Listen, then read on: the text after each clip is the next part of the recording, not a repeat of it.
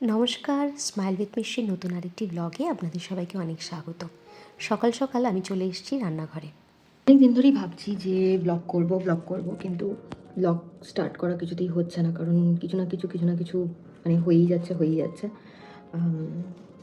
তো আজকে সকালবেলা ভাবলাম যে না, আমি যখন উঠেছি তখন কটা বাজে, 11টা মনে হয়। তো উঠে শ্রেয়াংশের টিফিনটা আগে তাড়াতাড়ি করে দিলাম। তারপরে লাস্ট টাইম আমি যখন ব্লাড টেস্ট করিয়েছিলাম তখন আমার আয়রন ডেফিসিয়েন্সি বেরিয়েছিল। তো ডাক্তার যে ওষুধটা দিয়েছিল সেটা আমার ভালো স্যুট করেনি, তাই আমি এইচকে ভাইটালস থেকে এই ওষুধটা কিনে আনলাম। এই ওষুধটা বেশ ভালোই স্যুট করেছে। সকালে আজকে রান্না করেছিলাম লুচি আর তরকারি শ্রেয়াংশের টিফিনের জন্য। শ্রেয়াংশ স্কুলে যাওয়া না পর্যন্ত আমার যে পরিমাণ তাড়াহুড়ো থাকে, আমার মনে হয় পৃথিবীর সব মায়েদেরই হয়তো এই রকমই তাড়াহুড়ো থাকে। দেখুন এখন ঘড়িতে বাজে 12টা, আর এখন আমি চা খেতে বসেছি।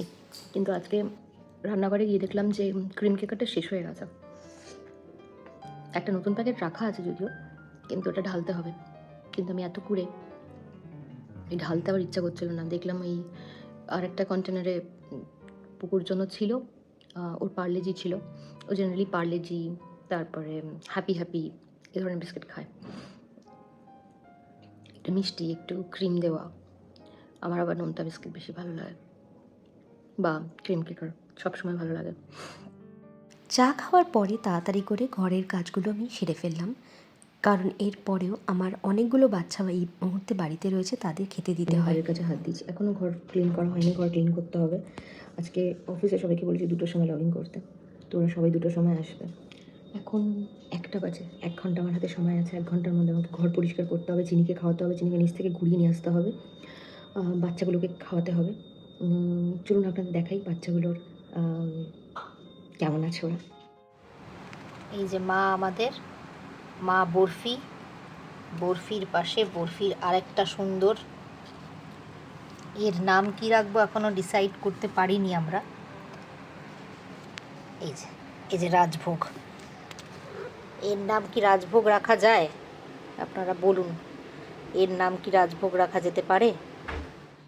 নাকি সকালবেলা এই পার্সেলটা এসেছিলো, আমি আর খোলার সময় পাইনি। এটা হচ্ছে পুকয়ের জন্য একটা জুতো অর্ডার করেছিলাম। এই যে ইনি এসছেন, এনার না বাইটিং করার প্রচণ্ড হ্যাবিট আছে। তিনি বাইট করে আগের জুতোটাকে ছিঁড়ে দিয়েছেন। এই মুখটাকে দেখে মনে হবে যে এই কাজগুলো করতে পারে, কিন্তু এই ধরনের কাজ ইনি অনেকগুলো করেছেন অলরেডি। তো পোকায়ের জুতোটা ছিঁড়ে গেছিলো, তো মিশো থেকে অর্ডার করেছিলাম।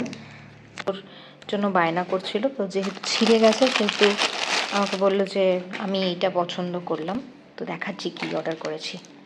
এই যে এই জুতো, সাদাটা নিয়েছি, জানি না হয়তো কালো হয়ে যাবে, জানি না কতটা নরম কি, তো আমি আর খুলছি না, এটাই প্লাস্টিকের মধ্যেই থাকুক। আমি বলেছি জুতো পরে বাইরে যাবে না কোথাও, ঘরের মধ্যেই থাকবে। তো টম অ্যান্ড জেরিওলা, সুন্দর না, কিউট দেখতে। সকালবেলা বাজার থেকে এনেছিলাম একটু কাঁকড়া, সেটাই একটু সন্ধ্যাবেলার সময় পেয়েছিলাম। আজকে সেরকম মিটিং ছিল না অফিসের, তাই জন্য একটু সময় পেয়েছি এসে রান্না করার। তো কাঁকড়াগুলোকে আমি ভালো করে নুন হলুদ দিয়ে মাখিয়ে রেখেছিলাম অনেকক্ষণ। তারপরে এটাকে এখন তেলের মধ্যে ভেজে নেব। তারপরে যে বেসিক মশলা যেটা মাংস তৈরি করার জন্য আমরা করি, সেরকমভাবেই রান্না করেছিলাম। প্রথমবারই কাঁকড়া রান্না করলাম। তারপরে হাত মুখ ধুয়ে সন্ধে দিয়ে আমি একটুখানি লুচি আর তরকারি নিয়ে বসলাম। সকালে লুচি তরকারি খাওয়া হয়নি, তো তাই একটুখানি মাইক্রোওয়েভে গরম করে নিলাম। আর দিওয়ালিতে রাখা কিছু দিয়া ছিল, সেগুলোকে প্রায়ই এখন সন্ধ্যাবেলা জ্বালাই। আর এখন তো ক্রিসমাস আসছে, তো সোসাইটিটাকে খুব সুন্দর করে সাজানো হয়েছে। আর এই যে সন্ধ্যাবেলা যখন বাড়িতে কেউ থাকে না, তখন ওইটুকু টাইমের জন্য আমি চিনিকে ছেড়ে দিই। দেখুন এখন রাত্রির 11টা বাজে, আমার অফিসের কাজ মোটামুটি শেষ, তাই চিনিকে এখন একটু খুলেই রাখি। আর সকালবেলা এসেছিল ব্লিঙ্কিট থেকে কতগুলো জিনিস অর্ডার করেছিলাম, এত সারাক্ষণ ব্যস্ত ছিলাম সেগুলোকে খুলে দেখাই হয়নি, তাই এখন এগুলো বার করে দেখে নিচ্ছি। নাহলে এরকম হয় যে হয়তো ব্লিঙ্কিট থেকে এসছে 2-3 দিন হয়ে গেছে, আমি হয়তো জিনিসগুলো খুলেই দেখিনি, আর তারপরে হয়তো দেখতে পেলাম যে কোনো কিছু একটা আইটেম মিসিং, আর তখন ওদের বললে কোনো কিছুই সুরাহা হয় না। আর এই দেখুন, এই দুটোকে জামা পরিয়ে দিয়েছি, তাই জন্য খুব অসুবিধা হচ্ছে ওদের। চলুন, এখন ঘড়িতে বাজে সকাল 4টে, সমস্ত কাজ সাজ ছেড়ে আমি এই এখন উঠলাম। আজকের মতন ভিডিওটাকে এখানেই শেষ করছি। দেখা হবে আবার আরেকটি নতুন ভিডিওর সাথে। সবাই খুব ভালো থাকবেন।